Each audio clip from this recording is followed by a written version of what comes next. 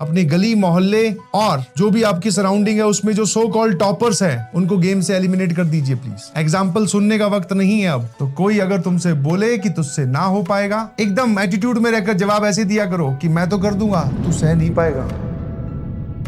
आंखों में नमी हाथ में कलम, तुम्हारी कहानी बता रहा हूं। आंखों में नमी हाथ में कलम, न जाने कब उस पार पहुंच पाऊंगा। आंखों में नमी है हाथ में कलम, न जाने कब उस पार पहुंच पाऊंगा। अब ठान ही लिया है तो पहुंचकर भी दिखाऊंगा। अब जब ठान ही लिया है तो पहुंचकर भी दिखाऊंगा। तो I can understand your situation. आंखों में थोड़ी थोड़ी नमी है, इससे थोड़े परेशान भी हैं जिंदगी में, पर हाथों में कलम है। डाउट है कि यार मैं क्वालिफाई हो पाऊंगा कि नहीं, बट अगर तुमने ढंग से ठान लिया है तो पहुंच जाओगे, कोई दिक्कत नहीं। आप क्या है बहुत जल्दी दूसरों की बातों में आ जाते हो, तो ध्यान रखना, वो बोलेंगे तुमसे कि तुझसे नहीं हो पाएगा। वो बोलेंगे तुझसे कि तुझसे नहीं हो पाएगा। तुम्हारा जवाब होना चाहिए कि मैं तो कर दूंगा, तू सह नहीं पाएगा। तो अपनी बाउंड्रीज को पुश कीजिए, बाहर की तरफ इवॉल्व कीजिए, और जो भी चीजें आपके सामने आती जा रही है निपटाते जाइए प्लीज। निपटाने का मतलब समझ रहे हो ना? अपनी गली मोहल्ले और जो भी आपकी सराउंडिंग है उसमें जो सो कॉल्ड टॉपर्स हैं उनको गेम से एलिमिनेट कर दीजिए प्लीज। एग्जाम्पल सुनने का वक्त नहीं है अब एग्जाम्पल बनने का वक्त आ गया है। ठीक है, सुन बहुत ली सर, और यहाँ पर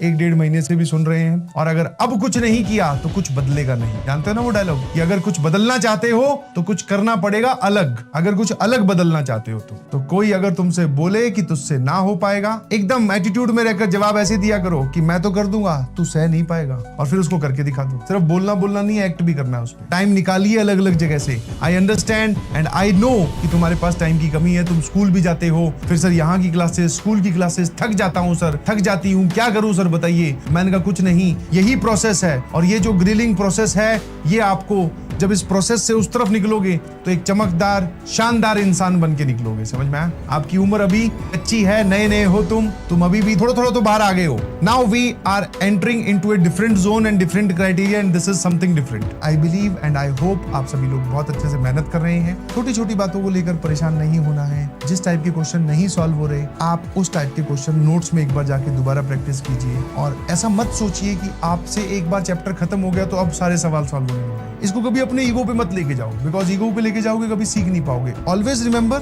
कि आपको 1-to-1 इंटरेक्शन रखना है। कोई सवाल आया, वो नहीं सॉल्व हुआ, कोई बात नहीं, बट उसके बाद में उसका कारण आपको पता होना चाहिए। और कभी भी क्वेश्चंस को जनरलाइज मत करो कि सभी सवालों में मैं ऐसा कर दूंगा, वरना ऐसा ही होता तो मैं फिर बता देता ना कि बेटा जितने भी क्वेश्चंस आए ऐसे कर लेना। इसी को बोलते हैं थिंकिंग प्रोसेस डेवलप करना। हर एक सवाल में एक डिफरेंट तरीका लग रहा है, मतलब हमें वहां तक पहुंचना है। धीरे धीरे वो थॉट प्रोसेस भी डेवलप हो जाएगा।